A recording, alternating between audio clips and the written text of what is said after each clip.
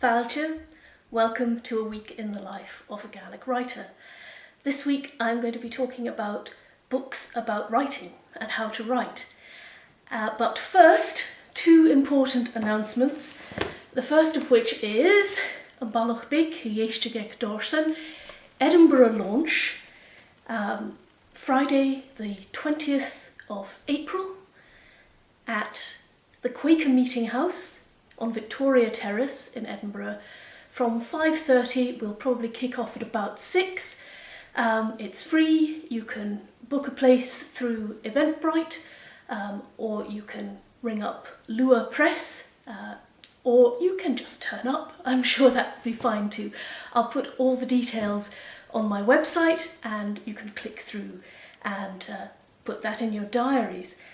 If you can't get to Edinburgh on the 20th, you might care to come to Glasgow on the 23rd. Of course, you could come to both. I hope some people will.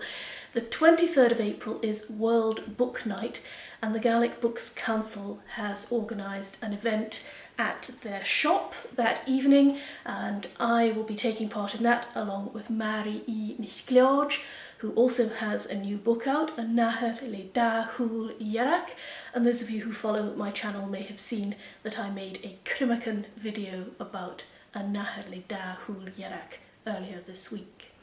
So I hope to see lots of people next Friday, 20th of April. Get the date in your diary, come along, buy the book, have a glass of wine, talk about stuff, ask me questions, whatever. It would be lovely to see you. I will also be talking to a group of readers that morning who are, they've been reading my first book, which came out in 2009, I think that was published.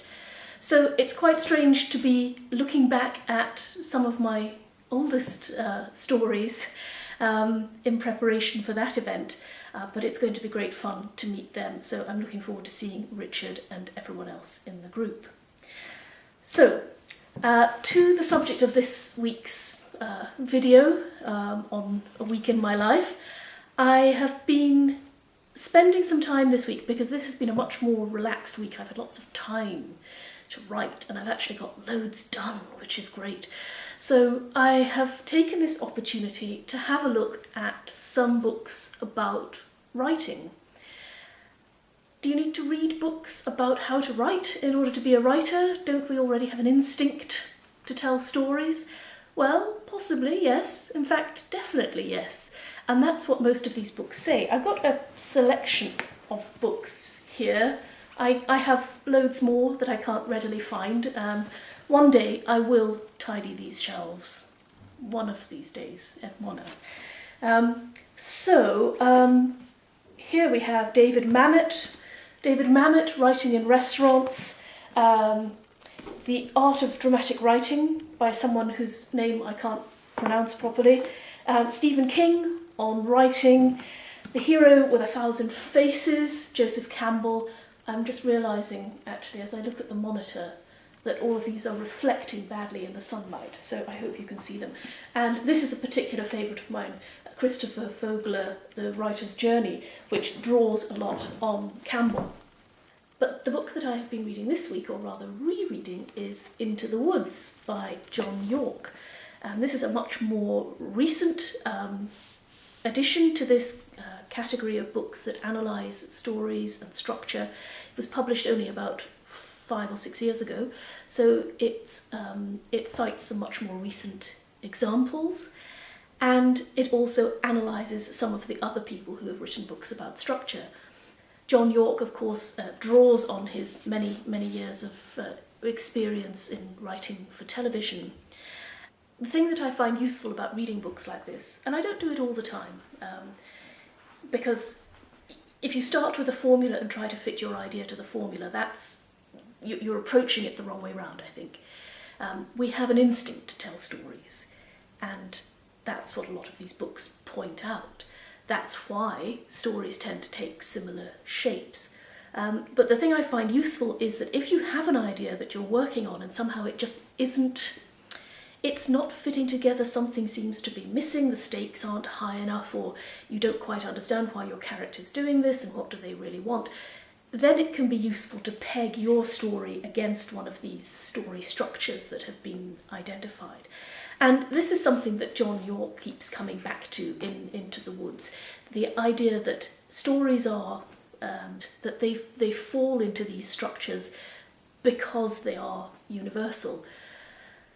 There's someone living their ordinary life, something happens that changes their situation, makes them want something different, they pursue that thing, they face obstacles, they overcome the obstacles, they think they've got the thing, then they realise, no, that's not quite how I expected this to turn out. They find themselves facing a different or a more serious problem, and then somehow that problem has to be resolved so that they can return to the life they had before, although now changed in some way, so as to elevate them, so as to make them a person that they couldn't have been if they hadn't gone through the experience of their adventures in the story.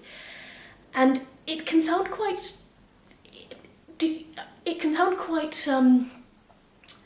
What's the word? I'm trying to think. You might ask, why would you want to pull a story apart and analyse it like that? Wouldn't you rather just tell the story?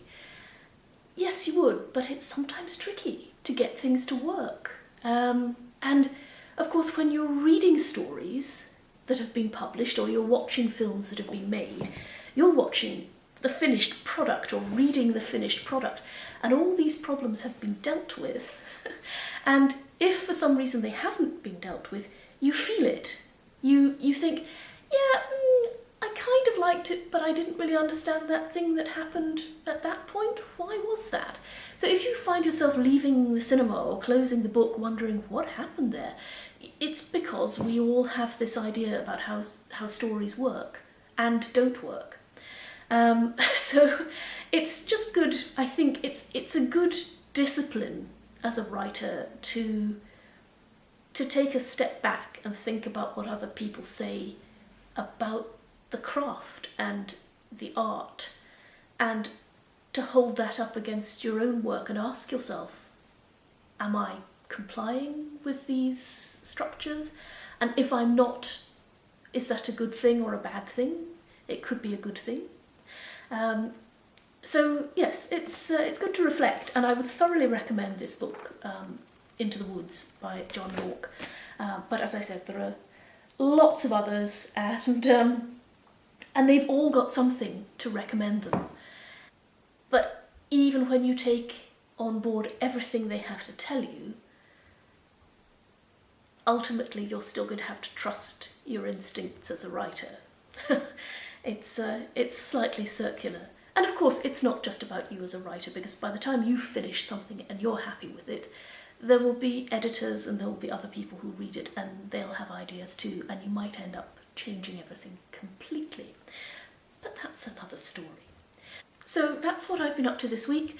I've been beavering away on a script that I will tell you about at some point, and I have been giving myself a bit of space just to read and catch up on things and to brace myself for the upcoming events connected with, of course, Balachbik, Geistigek Dorsen. So, as if I need to remind you again, launching Friday 20th in Edinburgh, and then also featuring on the World Book Night, which is on the 23rd in Glasgow. All details on my website, as I mentioned before. So, gus yn ffeich mi, yr i hysio am i doch ysgybi ffyr yo hiachgoin ac y fwlwg.